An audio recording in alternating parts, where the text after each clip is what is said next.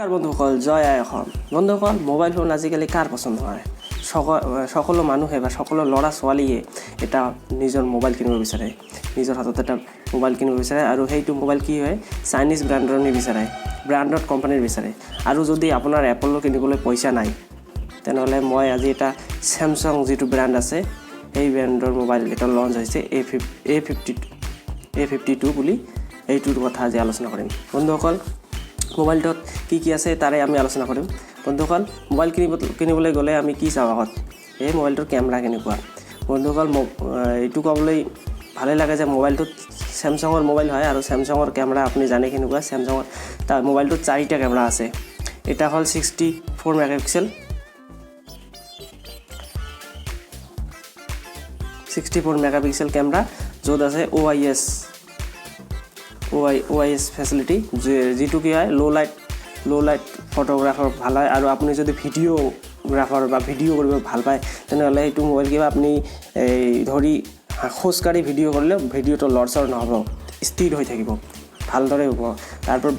তাৰপিছত আৰু এটা কেমেৰা আছে 12 মেগাপিক্সেলৰ কেমেৰা, 12 মেগাপিক্সেলৰ কেমেৰা। সেইটো কি হয়, আল্ট্ৰা ৱাইড এংগেলৰ কেমেৰা। মানে আপুনি যদি পিছফালে যিটো ব্লাৰ হয় আপোনাৰ, সেইটো বেষ্ট, মানে ব্লাৰ কৰিবলৈ সেইটো কেমেৰা দিছে। আৰু 5 মেগাপিক্সেল আছে আল্ট্ৰা ডিপ কেমেৰা, আৰু 5 মেগাপিক্সেল আছে মাইক্ৰ' কেমেৰা। আৰু আপুনি যদি চেল্ফি কেমেৰা বিচাৰি আছে, চেল্ফি কেমেৰা মোবাইলটোত চেল্ফি কেমেৰা আছে 32 মেগাপিক্সেল চেল্ফি কেমেৰা। কেমেৰাৰ বিষয়ে ভালেই মোবাইলটো। আৰু এতিয়া আমি যদি ডিছপ্লেৰ কথা কওঁ, ডিছপ্লে আছে 6.5 ইঞ্চেছ ইনফিনিটি, মানে কেমেৰা মোবাইলৰ মাজত কেমেৰাটো থাকিব, কি নহয় কিচন নাযায়। আৰু ফুল HD প্লাছ ৰেজুলেশ্যন ডিছপ্লে। চেমচাঙৰ যিটো ছুপাৰ এমোলেড ডিছপ্লে কয়, সেইটোতো আছেই তাত। আৰু আই প্ৰটেকশ্যন আছে ডিছপ্লেখনত। আৰু বেটাৰীৰ যদি আমি কথা কওঁ, বেটাৰী ক'বলৈ গ'লে 45,000 mAh বেটাৰী আছে। আৰু এই বেটাৰীক চাৰ্জ দিবলৈ চেমচাঙে 25 ৱাটৰ চাৰ্জাৰ ছাপৰ্ট কৰিব এই মোবাইলটোত। কিন্তু স্যামছাঙৰ বক্সত এই 25 ৱাটৰ চাৰ্জাৰটোত দেখিব পৰা নাযায়, 18 ৱাটৰ চাৰ্জাৰহে আছে।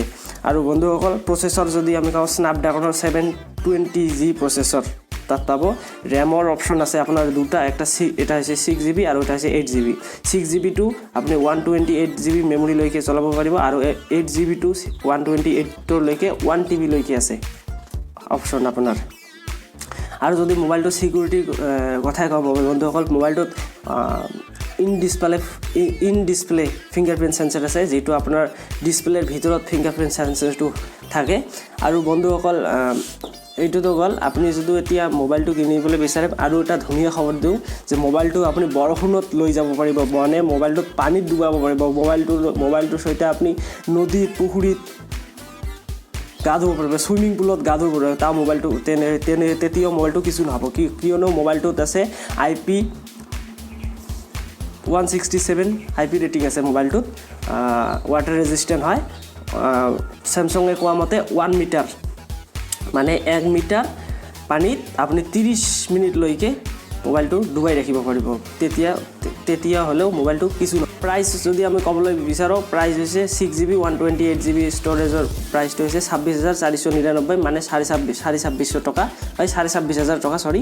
আৰু 8GB 128GB যিটো আছে আপোনাৰ 27,999, মানে 28,000 পৰে। আৰু বাকীবিলাক আপুনি চেমচাঙৰ ৱেবছাইটত যাব, ডিছক্ৰিপশ্যনত লিংক দিম, চাবগৈ। বন্ধুসকল, ভিডিঅ' চাই কেনে লাগিল? ভাল লাগিলে লাইক কমেণ্ট শ্বেয়াৰ কৰক, চেনেলটো ছাবস্ক্ৰাইব কৰক। Thank U.